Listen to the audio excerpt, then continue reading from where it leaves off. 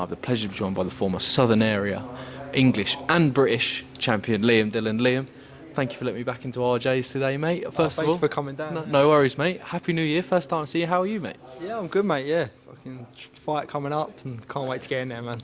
Definitely, mate. I mean, let's talk about let's jump straight into it before we talk about last year. I mean, Archie Sharp. It's fair to say he's had a few words to say to you at the press conference. I mean, but it goes without saying, this is a big fight for you in your career. Yeah, I mean, it's the rebuild. It's a big fight on a big stage, and there's a lot of eyes on it. At the press conference, I was surprised the amount of people who were really looking forward to this fight. But I mean, the competitive streak of me, I'm fighting on someone's undercard who I formerly lost to, which does hit the competitive in me a bit. So the only thing I can do is win this fight and hopefully steal the show. Definitely as well. Obviously, a lot's been said about Archie Sharp, obviously, before he fought. Obviously, you're both sharing the same loss, like you said, Ryan Garner. I don't want to remind yourself of that too much, Liam. But then, obviously, the fight before that, he got hurt quite badly against an opponent that probably wouldn't bother him if it was a couple of fights ago. I mean, but what have you made of kind of Archie's kind of build up to his fight with you? I mean, it kind of took me by surprise about the whole punch bag thing. I got told about it while he done the face-off with Garner, but I sort of just left it. I mean, I didn't think he was going to get brought up because, I mean, he lost the fight similar fashion to I did. So, yeah, but I think I don't know if he's trying to sell the fight, but I hope he really does believe that's going to happen. I'm just going to be a sitting duck because I'm going to be on him like a fly on shit, and I can't wait to get in there and get my hands on him. Definitely. Is it fair to say, Liam, where he's, I think from watching those fights, I hope he doesn't come and find me after this. From watching his last fights, he started quite slow. In my opinion, you start quite fast. I mean, as it goes without saying, do you think that will play into your hands going into this fight on March the 1st? I mean, I don't know what his game plan is. I can only just focus on what I'm doing. I start fast, I finish fast, I leave it all on the line when I'm out there. And yeah, just I go in there and give it my all.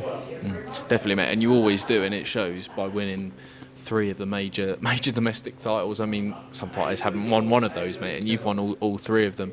I do want to talk about your fights last year. Obviously, you had that loss to Ryan Garner at the beginning of the year, but can I just say, mate, I thought your performance in that, you didn't disgrace yourself at all, and it's still one of my fights of the year. I thought you yourself and Ryan put on a really good showing that night. I mean, obviously you lost the fight, Liam, but how do you kind of reflect on that night at York Hall? Was it kind of a pleasure to be involved in a fight like that? I mean, it's hard to look at it that way. I know what you mean, but when you look back on it after the time, I love the fight, man. I love getting in there. I love how everyone was entertained, and yeah, man, it was a fight I learned a lot from. And first of all, before the fight, we saw a few of Garner's fights. He was quite untested. We hadn't really seen him struggle. So it's hard to tell how good someone is when they haven't really had that proper tear up. And yeah, man, we knew he was skillful, and I felt like I was getting to him in the later rounds, but he sort of switched up his game plan. I mean, he's got a very experienced coach, and he's a very talented fighter. Do you know what I mean? He won the fight, and clearly, and I thought, I've just after the loss, I reflect on it and talk to my team like, what can we work on? Because if I don't improve, I'm not going to go to that next level, and I want to hit that next level. Do you know what I mean? So, yeah, ever since that loss, really, I've been in the gym, work on areas I'm not good at, mainly my defence. And I know a lot of people say I'm always in entertaining fights, but my focus is fully on winning the fight. I think a big problem I have in my fights is sometimes I get caught in having too much fun.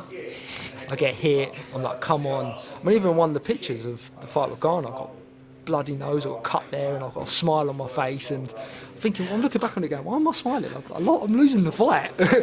So yeah, I think I get caught in having too much fun, and in this level you cannot do that. You cannot afford to give rounds away. So I've been in the gym, even when I'm sparring boys, and I go back to Ross and it's like, that's a stupid shot to give away, don't give away that. You can lose the round. And I know I'm in there trying to outwork my opponent, beat my opponent up, but it goes down to who's won the most rounds, and you give rounds away easy, you can end up losing the fight. Definitely as well, and especially in kind of close fights with, let's say, use that fighter Ryan Garner for an example. Ryan Garner was the Queensberry fighter. Like, if you give those rounds away silly, you might not get those rounds on the scorecards because we know what British judging is like. I'm not naming any names. Then Liam, you had kind of the situation with Louis O'Doherty. I mean, the amount of people who were excited about that fight I mean, and then it's never happened. So I feel for you on that. Then you had your tick over, but obviously that little fight with Leo Doherty was supposed to be at lightweight. Obviously this fight with with Archie it's at lightweight as well. Yeah, it's the same title. Yeah, you mentioned kind of reaching that next level. Do you think this move up to lightweight is where we see kind of Liam Dillon 2.0 essentially? Do you know what? My team mentioned to me about moving up weight after I beat Ashfaq. Wow. And we said about moving up weight. We think you're losing a bit too much of yourself and losing a bit of fatigue, power out your punches, like move up weight, you feel better, same as you're looking in sparring. But it's hard when opportunities keep... See, I can't... When I get a British and Commonwealth unification headlining a matchroom show, it's hard to go, nah, I'm going to move up weight, do you know what I mean? So, yeah, it's something we've looked at. I mean, the ego in me would still want to move back down to super feather to rectify the losses I've had and win back the titles I lost. But I mean, I listen to my team. I think they know best. And yeah, this opportunity came up again against Leo Doherty for the Commonwealth silver at lightweight. So we thought, yeah, jump here. He's a great fight, undefeated, and obviously 2 pullouts in 4 weeks. I don't know what's going on there. I didn't think they were reasons really worth pulling out. But I mean, I ain't gonna be bitter about it. It's led on to a bigger fight on a bigger show, and yeah, it's for the same title. Definitely as well, and kind of you mentioned kind of reclaiming those titles that you lost to Reece Bellotti as well in another Fight of the Year contender. You got thrown them back to back last year, but obviously this fight's on Queensberry of Archie Sharp. You beat Archie Sharp. I don't know how much longer Sam Noakes is going to keep those titles, but Sam Noakes is the British lightweight champion. I mean, you beat Archie Sharp. You should be really in line for another shot at those British titles. It's definitely a massive fight, a massive opportunity on March the 1st to reclaim those titles. I mean, yeah, my goal is always to get the British title, and I like to win the Commonwealth. I mean, I was mandatory for it after I beat Wahab, and then Wasserman didn't pay the sanctioning fee for me to fight Ashfaq for British and Commonwealth, and then obviously I lost to Bellotti, so I kind of want to win that Commonwealth because I feel like it should have been mine anyway.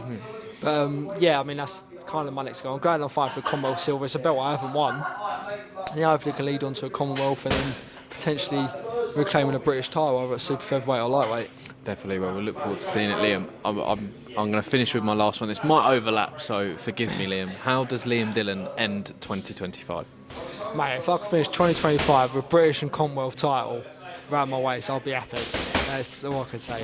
Definitely, well, we look forward to seeing it. Liam, thank you again very much for your time today, mate, and best of luck March 1st. Thank you so much, man. Appreciate you coming. Thank you very much.